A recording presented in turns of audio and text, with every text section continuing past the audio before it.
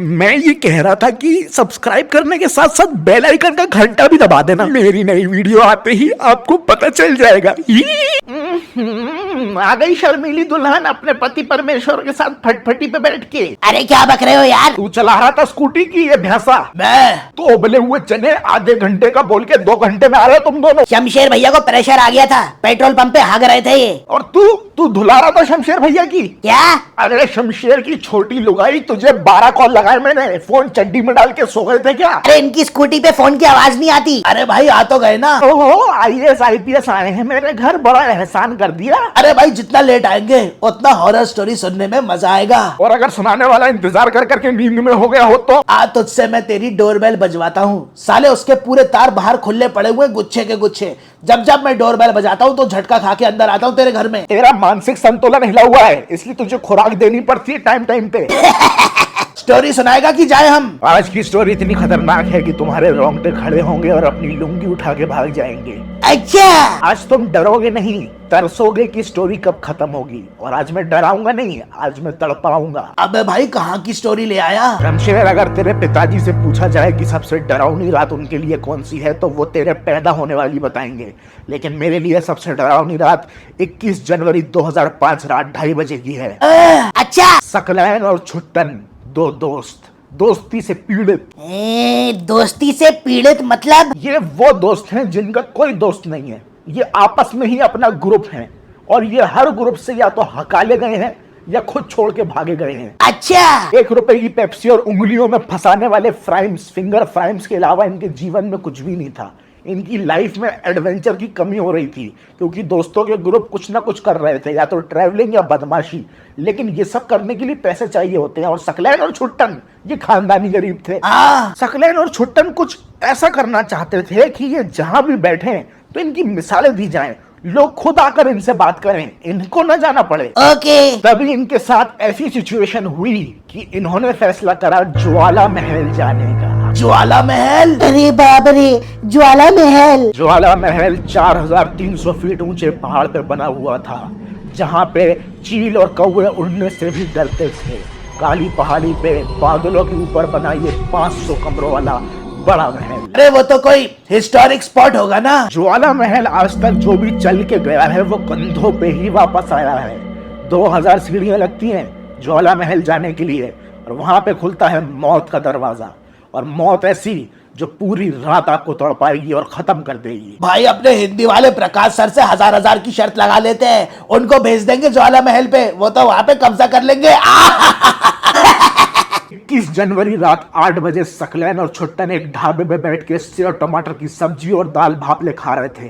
तभी वहां पे पहुंचता है सुनहरा लाल अपने दोस्तों के साथ। सुनहरा लाल का लौंडों में दबदबा था क्योंकि उस टाइम पे वो गोल्डन बाल करा के घूमता था, जहां पे लोगों के काले बाल भी सही से नहीं आते थे। वो एक नेता का लौंडा था। वो पहुंचा और उसने दोनों की खिंचाई करना चालू कर दी। ये दोनों को सब बुली करते थे, ऐसा क्यों? ताकतवर हमेशा कमजोर का नगाड़ा बजाता है और अपनी बराबरी वाले से हाथ मिलाता है। बहस करते करते सुनहरा लाल ने बोल ही दिया कि तुम दोनों को तो ज्वाला महल में फेंक के आ जाना चाहिए। दिन भर तुम लोग इधर उधर मंडराते रहते हो, इससे अच्छा ज्वाला महल में भूत बन के भटको।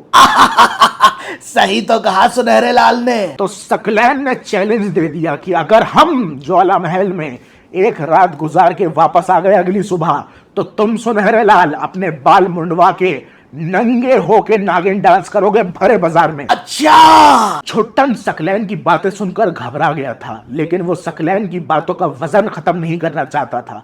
तभी सुनहरा लाल ने भरे बाजार में भरी महफिल में चैलेंज एक्सेप्ट कर लिया और तब शुरू हुआ सकलैन और छुट्टन का ज्वाला महल का सफर। 21 जनवरी रात 12 बजे सकलैन और छुट्टन को छोड़ने सुनहरा लाल और सुनहरा लाल के दोस्त सीढ़ियों के पास तक आए थे और जाते जाते बोल के गए कि कल तुम्हारे मरने की डुग्गी पिटवानी है। अरे बाप रे। सकलैन और छुट्टन 3 घंटे तक सीढ़ियां चढ़ते रहे। उनके पैर कांपने लगे थे और वो जैसे जैसे ऊंचाई पे बढ़ते जा रहे थे गांव धुंधला होता जा रहा था। ऐसा लग रहा था कि गांव की रोशनी टिमटिमा रही है और ऊंचाई पे बढ़ते बढ़ते कोहरा छाता जा रहा था और ज्वाला महल उनको नजर आने लगा था। ज्वाला महल के सारी खिड़कियां और सारे दरवाजे ऐसा लग रहा था कि इनका इंतजार कर रहे हैं। अरे भाई, आगे बढ़ने से पहले मैं ज्वाला महल की हिस्ट्री बता देता हूँ। कुछ 800 साल पहले ज्वाला महल पहाड़ पे ऐसे चमकता था जैसे तारों की बारात निकल रही हो। चंपा के पेड़ फूल से लदे रहते थे।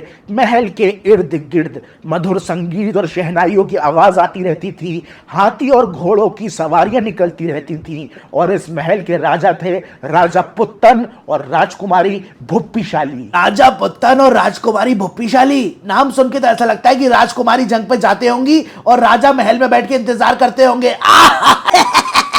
राजा पुत्तन का साम्राज्य बड़े स्नेह और उल्लास से चल रहा था, लेकिन एक दिन मुश्किल घड़ी आ ही गई। उनको कोसों दूर दुश्मनों की फौज आती नजर आई।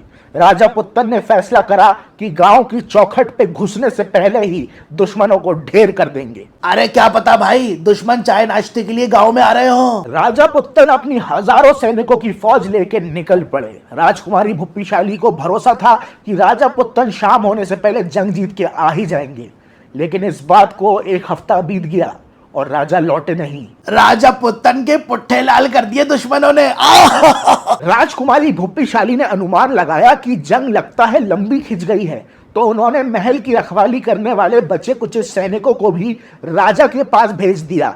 उन्हें लगा कि राजा को सैनिकों की आवश्यकता होगी, लेकिन वो सैनिक जाने के बाद भी एक और हफ्ता निकल गया और वो सैनिक भी राजा के साथ नहीं लौटे। अरे भाई, ये कैसे खतरनाक दुश्मन है, गांव की चौखट पे सबको लिटा दे रहे हैं क्या? अब राजकुमारी के पास और कोई चारा नहीं था। अब राजकुमारी भुप्पीशाली लड़ने जाएंगी क्या? नहीं, उन्होंने महल के सारे सेवक और दासियों को भी जंग पे भेज दिया।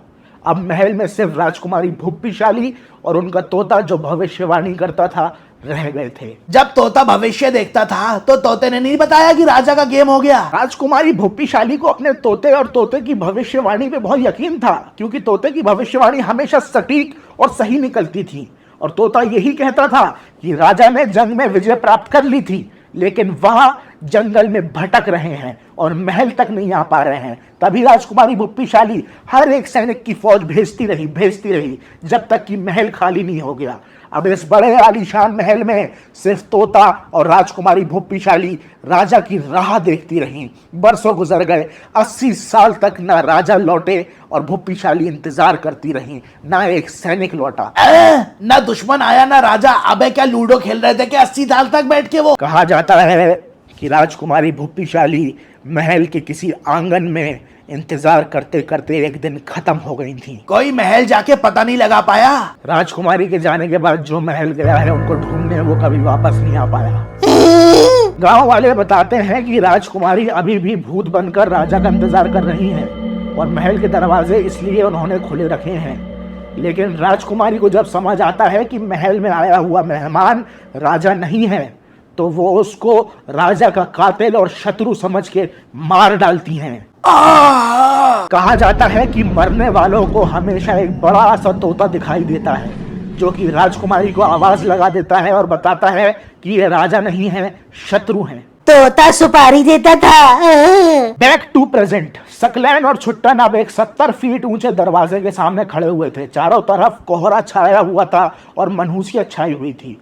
सकलैन और छुट्टन खुद को चींटी के समान मान रहे थे इतने बड़े महल के सामने। अच्छा, सकलैन और छुट्टन को सदमा जैसा लगा जब उन्होंने देखा महल के चारों तरफ लालटेन जल रही है और रोशनी हो रही है, जैसे वहां कोई रह रहा हो।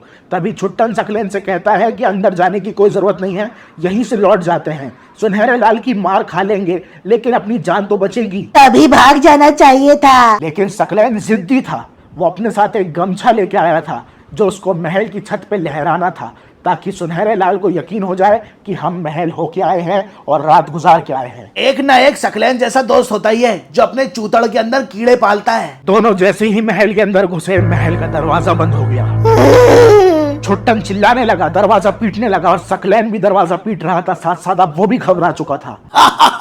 साले सकलैन अब क्यों चिल्ला रहा है? तभी उन दोनों को पीछे से आवाज आती है, मिट्ठू। तोता आ गया। मैं मिट्ठू, राजकुमारी का पालतू तोता। आज मैं फैसला करूंगा तुम जियोगे या मरोगे। 10 फीट ऊंचा तोता आके एक पेड़ पे बैठ गया। 10 फीट लंबा खली का तोता था क्या? इतना बड़ा तोता देख के छुट्टन का सूसू छूट गया। उसको ये समझ नहीं आ रहा था कि ये सपना है या सच। सकलैन ने रोते हुए छुट्टन से कहा, भाई मुझे तेरी बात मान लेनी चाहिए थी, हमें यहाँ नहीं आना चाहिए था। तभी मिट्ठू की आवाज आती है, अब तो देर हो चुकी है राजकुमारी, ये पहले वाला शत्रु है। तभी एक औरत लाल साड़ी में घूंघट डाल के छन छन करती हुई महल के कमरे से निकल के आती है। छुट्टन घबरा के जमीन में गिर जाता है और हाथ जोड़ने लगता है और मुझे माफ करो चिल्लाने लगता है। तभी राजकुमारी आती है और उसकी गर्दन पकड़ के उसको हवा में उठा के ले जाती है। अब राजकुमारी का भूत और छुट्टन दोनों हवा में लटके हुए हैं और राजकुमारी उसकी गर्दन दबा रही होती है। छुट्टन की छुट्टी का टिकट कटने वाला है। तभी मिट्ठू तोता एकदम से आवाज लगाने लगता है, राजकुमार आ गए, राजकुमार आ गए, राजकुमार आ गए। राजकुमारी छुट्टन को नीचे पटकती है और सकलैन की तरफ देखती है। हजारों साल बाद राजकुमारी का घूंघट हटता है। उसकी आंखें लाल थीं और चेहरा काला पड़ चुका था, लेकिन सकलैन की शक्ल देखने के बाद राजकुमारी को एहसास होता है कि ये हूबहू सेम टू सेम राजकुमार जैसा दिखता है। अच्छा। राजकुमारी का इंतजार मानो खत्म सा हो गया। वो दौड़ती हुई आके सकलैन से गले लगती है और राख बन के घुल जाती है हवा में और गायब हो जाती है। वो तोता भी उड़ता हुआ आता है और सकलैन से टकराता है और गायब हो जाता है। राजकुमारी की आत्मा मतलब अब नहीं भटकेगी। हाँ, उस महल की सारी लालटें अब बुझ गई थी। उस महल में अब सिर्फ सकलैन और छुट्टन बचे थे। दोनों ने जाके वो गमछा लहराया और दोनों पहाड़ से नीचे उतरते उतरते आ पहुंचे गांव। वहां पे सुनहरे लाल उनका इंतजार कर रहा था। उसको अपनी आंखों में यकीन नहीं हुआ कि ये कैसे बच गए। फिर वो गंजा हुआ। हाँ, सुनहरे लाल ने अपने बाल भी मुंडवाए और नंगा होके नागिन डांस भी करा बाजार में। और तब से सुनहरे लाल बहुत अच्छा दोस्त बन गया था छुट्टन और सकलैन का। कहानी खत्म। बड़ी खतरनाक थी भैया, आज मैं यही सोने वाला हूँ। इतनी रात में बाहर नहीं जाऊंगा, वो भी शमशेर भैया के साथ। गुड नाइट भाई, चिपक चिपक के सोना। सालों में बीच में नहीं सोने वाला, उधर खिसको।